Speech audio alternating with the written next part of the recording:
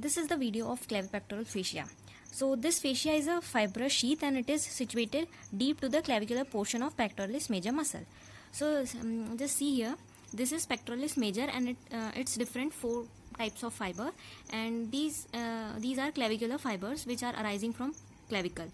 So as we reflect these fibers, we can see clavipectoral fascia. Okay, so it is present deep to the pectoralis major muscle. Now it extends from clavicle to the axillary fascia. So from this diagram we can see above is present clavicle and here below is axillary fascia. It is the extension. We can see it from another diagram which is given for the topic deep lymphatics in BDC. So this is the side view showing the clavipectoral fascia. Clavipectoral fascia is extending from the clavicle. This is the side view. This is clavicle and it is the axillary fascia, dome of axillary fascia, and this is also the axillary fascia. So from here we can see that this is clavipectoral fascia. Okay, this is the side view and it is more convenient to see its extension and the structure it enclosed from this side diagram. Okay, so it encloses subclavius muscle and pectoralis minor muscle. As you can see, it splits into 2 parts for enclosing these 2 muscles, subclavius and pectoralis minor. Now from this diagram also you can see this is subclavius and this is pectoralis minor.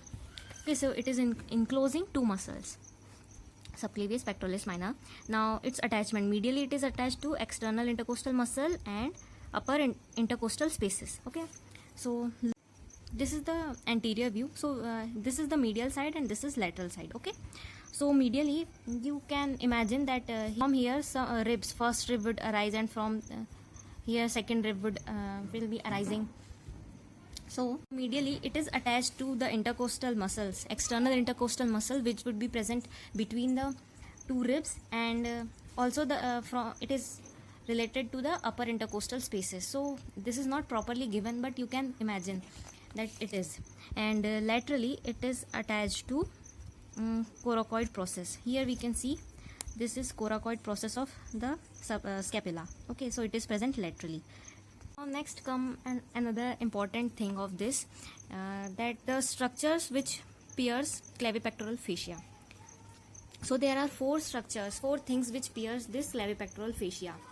One is a nerve, one is a artery, one is vein and lymphatics. Okay, these 4 structures. For remembering it, there is a short trick called CALL. C for cephalic vein, A for acromiothoracic artery or thoracoacromial artery. From L it is lateral pectoral nerve, and another L is for lymphatics. So this can be understood by this diagram of side view, that 4 structures are here which are piercing this clavipectoral fascia. This is lateral pectoral nerve, this is thoracoacromial or acromiothoracic artery, and this is the cephalic vein. Okay, cephalic vein, and these are the deep lymphatics, deep lymph vessels. Okay, so this is the piercing of clavipectoral fascia. So this is how we have covered the clavipectoral fascia also. So in this, its extension, the muscles it encloses, its medial and lateral relation, and the most important thing, its structure piercing is important.